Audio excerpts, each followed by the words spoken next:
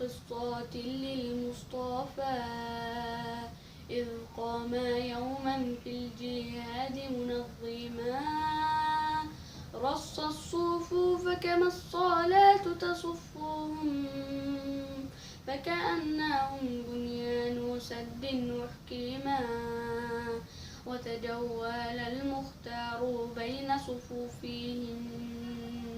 فإذا بشخص بينهم متقدما قد غير الصف القويم خروجه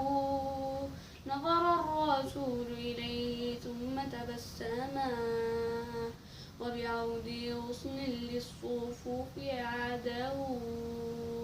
وأعاد للصف القويم تقوما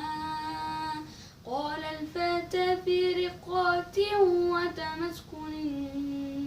يشكو إلى المختار منه تألما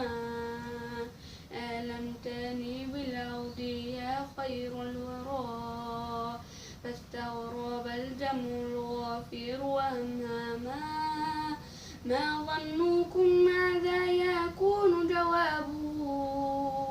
هذا رسول حاز خلقا عظيما